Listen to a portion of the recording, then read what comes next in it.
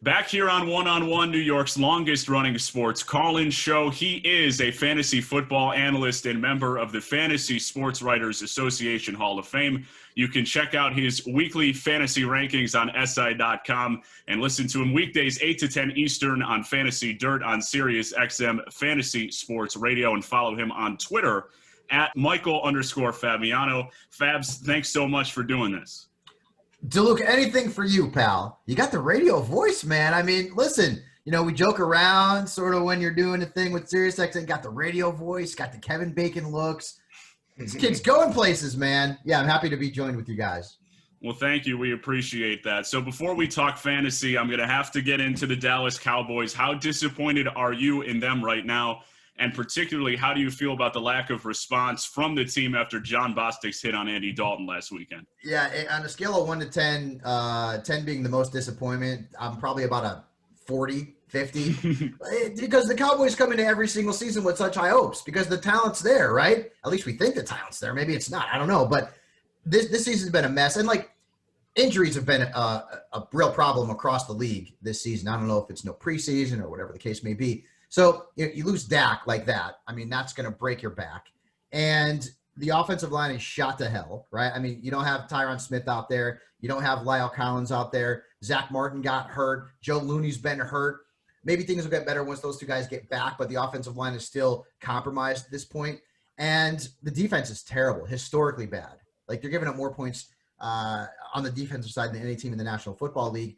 And it's weird because you thought that the Cowboys had made some interesting moves in the offseason, right? They signed Clinton Dix and then cut him, right? They bring in Don Terry Poe, they just cut him, right? They brought in Everson Griffin, they just traded him. Because we're in tank for Trevor mode at this point. I don't think we're getting Trevor Lawrence, but we're in tank mode at this point. So, yeah, I'm pretty disappointed. At least the Cowboys were, fantasy friendly, and the defense was bad, so it was fun to, watch the games, and they were putting up a lot of points. But now, Ben DiNucci, all right? I would think DiNucci would be doing this show with you guys, right? Not being the starting quarterback for the Dallas Cowboys. And Dalton, I don't know if he's going to play this week or not, but regardless, I can't play any Cowboys. I have to play Zeke. I don't like it. Cooper's in a bad spot against Darius Slay, and everything's a mess. So it stinks, but I'm much older than you guys, so I've been here before. I remember the 1-15 season in '89 and the 3-13 season before the dynasty took off. And then, Jimmy Johnson was the man, and we should have won 5 Super Bowls. Jerry Jones and the Eagle, whatever. I mean, that is what it is. But I've been here before. So at this point right now, I don't even care if we win another game. I want a high draft pick because that's the only way you're going to rebuild this team. And this team is in rebuilding mode without Dak. Yeah, I mean, I think the one thing I want to bring up is definitely the Cowboys had a ton of injuries. As you were saying, everyone has a lot of injuries right now. Mm-hmm. And I'm a big Saints fan, and they've had a few injuries. Michael Thomas, now Emmanuel Sanders on the COVID-19 reserve list. So their big thing was get the ball into Alvin Kamara's hands. That's going to help, first of all, defensive struggles, and that's going to help the offense keep humming. And with the Cowboys, to me, it's a little questionable. They really haven't gotten Zeke the ball that much, only 24 carries in the last 2 games combined.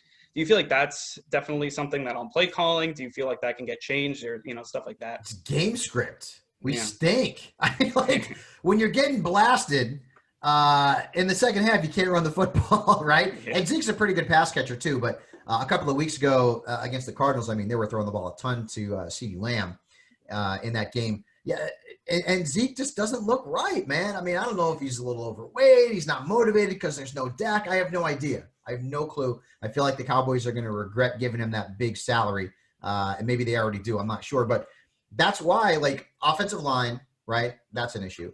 And game script is becoming an issue because the Cowboys are getting whacked every single week. So, and I would think that's probably going to be the same case against Philadelphia on Sunday night. The NBC has got to just be hating this matchup, right? They were looking for Dak against Wentz, NFC East, 2 of the top teams in the division. Instead, you're getting 2 crap teams and Ben DiNucci. Good luck with that one. So we'll put the Cowboys on hold for a minute. Week 8 of the fantasy. Well, put them to bed. That's where they should be anyways. Right. They should be put to bed. Fair enough. Week 8 of the fantasy football season. We're halfway through. Have you been surprised as we get into some of the guys who have been top performers? Have you been surprised at how well Mike Davis has been able to fill in for Christian McCaffrey? He's 6 in your Sports Illustrated rankings right now at running back? And is he going to be done when CMC comes back and is fully healthy? He's going to be done as someone you can play every week without question. Now, if you have McCaffrey, then you need to hold on to Davis because he's going to be the handcuff, and maybe he gets a few more touches. But this is like a system thing. Mike Davis was never all that great in the NFL. Like, he had some pretty decent runs, maybe with like the Bears. Yeah, I believe it was with Seattle for a little bit, but he was never like a star. So sometimes you got to think, Nick, maybe it's about the system. And I'm not taking anything away from Christian McCaffrey, but Mike Davis came in and played pretty damn well and put up some pretty good numbers in that offense. They throw the ball to the running backs a ton, right? So he's not going to be startable for me once McCaffrey comes back. He's not playing this week, right? McCaffrey is going to miss the game tonight against Atlanta. But I would contend that once this game is over and Davis has a big game, I'd be trying to sell him if I can get something for him from the McCaffrey owner so he can handcuff him and he's got the Carolina backfield the rest of the season. I feel like the big news here, kind of at the halfway point of the season, is all about Antonio Brown signing with the Bucs. And to me, that's just really interesting because obviously they already have a stacked, core of weapons: Mike Evans, Chris Godwin, Ronald Jones. How do you feel like that is going to affect their value, kind of? And what do you think AB really brings to the table for fantasy? I mean, he's super talented, right? I mean, this guy, I think he could be a league winner in fantasy in a best case scenario. Chris Godwin can't stay healthy, right? Yeah. Had a nice game last week. Oh, he's back. Now he is at a busted finger, had to have surgery, and he's going to be out a few weeks, right? Mike Evans has been dealing with an ankle all season long, and his numbers have not been great. Gronkowski, who I didn't like coming into the season, I thought I was right on it the first few weeks, but lately he's been very good. But everyone's going to lose in that target share once we get AB in the mix. Antonio Brown did not come to Tampa Bay to play second fiddle to anybody. And we know he's got a rapport with Tom Brady because they played shortly together in New England, and obviously they're buddies. Tom Brady, I think, brought AB into Tampa Bay. I don't know if it was Bruce Arians or the Tampa Bay front office. But this is a team, like Brady's 43 years old. They got to win now. They've got a year or two to win. And I think they're the best team in the NFC right now. I still can't believe they lost to the Bears. It is what it is. But like, Brady could legit be a top 5 to 7 quarterback the rest of the season in fantasy just because of the weapons that he's got, right? So Brown needs to be owned across the board. He likely is. He's a big name. Maybe he's not going to put up the numbers he put up in Pittsburgh. I mean, let's not get twisted here. But if Chris Godwin can't get healthy and he's not reliable in terms of being available to the Buccaneers and fantasy fans, maybe Brown does put up monster numbers, right? I think it's going to hurt Gronk a little bit. Although Gronkowski, his resurgence has been partly due to the fact that O.J. Howard went out with the Achilles and he's done for the season. So that helped Gronkowski's target share, and he's not blocking as a runner as much. He's getting more opportunities in the passing game. But yeah, that offense is going to be scary. The backfield, I don't have a damn clue. It's going to drive. I'm in a league where you guys know about the band Alice in Chains. DeLuca, Andrew, do you know about the band Alice in Chains? Yeah. Good. All right. Thank God. I know you guys are young with it. So good. So they're my buddies. I'm in a league with Jerry and Mike and a bunch of other guys. And like, I have Rojo and Fournette, and every week it drives me crazy. Unless one guy is hurt, it drives me crazy. I'm playing Rojo this week. I wouldn't say confidently. The matchup's pretty good, but it's going to be a 50-50 split in that backfield. Now, there's been some backfields this year driving me nuts, right? That's one of them. And the Rams was one of them until they stopped playing Akers for some reason. And you're also looking at San Francisco as well as a backfield that's kind of driven you a little bit crazy. Baltimore too.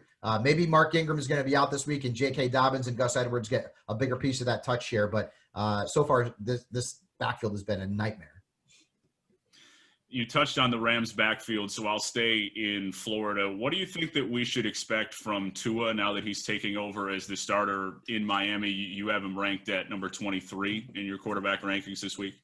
Yeah, the matchup's not great. And I feel bad for Ryan Fitzpatrick. I'm such a fan of him. Like, everywhere he goes, he starts. Even if he's not signed to be the starter, he starts. It's crazy. Everywhere. And he's been, like, with half the teams in the league, it seems like. But Tua, here's where I have a little confidence in him, right? Look at what the other rookie quarterbacks have done this year. Joe Burrow's been very good. Justin Herbert's been ridiculously good, right? So Tua has had some time to learn behind Fitzpatrick, which is a good thing. And I feel like he's certainly a QB2 in 2 QB and Superflex leagues without question. He's going to be owned across the board. But in redrafts, he's still not owned in a lot of leagues, and I feel like that's kind of it's part of the reason is that QB is so deep, so many good ones out there that you don't really need to pick up Tua, but he's worth watching. I just don't like the matchup this week. Like maybe when the matchups get a little bit better for Tua, down the stretch, then maybe there's a game they've got against the Chargers in Week 10. That's going to be fun, man. Tua against Herbert, that'll be a lot of fun. But right now, he's not a startable asset in fantasy. To go off of Tua starting now, and kind of now it's a little of a switch now, go from Ryan Fitzpatrick to now Tua Tagovailoa. How do you think that is going to affect Devontae Parker's value, Mike Gesicki, Preston Williams, and the receivers down there? Great question. We're going to find out, right? Because Fitzpatrick and Gesicki, he is the single most frustrating dude in the league to me. Mm-hmm. I've got him wrong every week, every single week. He's got a good matchup. I'll play him. He sucked. He's got a bad matchup. Don't play him. Oh, he goes off. It's like he drives me nuts, right? But you're going to a rookie quarterback. But I don't want to discount a rookie quarterback after what we've seen from Herbert and Burrow this season. So I don't want to go out there and say, well, this is bad for Parker. It's bad for Preston. It's bad. Maybe it's not going to be. But would I rather have Fitzpatrick back there? Yeah, I absolutely would. The bigger news for Parker this week is that he's got Jalen Ramsey. And so he's probably a fade for that reason. But it's very interesting. It's going to be very interesting to watch Tua play, and it's going to be very interesting to see what kind of rapport he has with his receivers. One guy that I would fade this week, you probably got to play him, but Myles Gaskin, bad matchup against the Rams. For those who maybe aren't as familiar, you're in Week 8, buys have begun. You got injuries starting to pile up with Odell Beckham Jr. as one that sticks out to me. Listeners scanning the waiver wire, who should they be picking up if available? I know it's later in the week. Yeah, Brandon Ayuk would be the guy that I'd be getting if I lost AB or OBJ, because the matchup this week is bananas good against Seattle and no Debo, right? Rashard Higgins is also worth a look off the wire without question. Maybe deeper leagues, you could go with a guy like Marcus Johnson. He could be worth a look as well. So at this point, probably not going to find much unless you're in a non-competitive league. I would think Ayuk's owned in all competitive leagues, but if he's out there, that would be certainly be a player to target this week that I like. Nelson Aguilar also has been pretty good, 3 touchdowns over his last 3 games. So he's getting in the end zone, and the Raiders are throwing the ball a little bit more often vertically, which is a good thing, not only for him, for Derek Carr as well. So, but it's a little bit thin out there, folks, right now. It's pretty thin out there, especially at wide receiver. Running back, there were some players that you could go out and get this week. They're all probably gone, like Carlos Hyde, for example, JaMychal Hasty, for example. If you're looking for a tight end, Richard Rodgers is a really good pickup this week. Why? Carson Wentz leads all quarterbacks in the NFL in targeting tight ends. It's like 11 or 12 per game. It's crazy. And the Cowboys stink. So there you go. Yeah, and as you were saying, we're all been saying, it's now Week 8, halfway through the season, and now we're kind of see who's been the surprises, who's been the disappointments, and who's a player that you were, at the beginning of the season, were not so high on, and they've really blasted onto the scene here. So, I mean, for me, it would be Herbert. I didn't like him coming out of college. Name me the last Oregon quarterback who's done anything in the NFL. It's like Dan Fouts in the 70s. You guys weren't even around at that point, okay? But I had listened to a lot of scouts and a lot of people in the know who said something's missing with him, right? Whatever the hell was missing, he found it because he's been awesome. He has been just ridiculously good. Didn't see James Robinson, although most of us didn't, right? I mean, he was a backup in Jacksonville deep on the depth chart, and suddenly they release Fournette, and then Azigbo gets hurt, and then it's Robinson, and boom. He's been ridiculously good. Robbie Anderson also surprises me.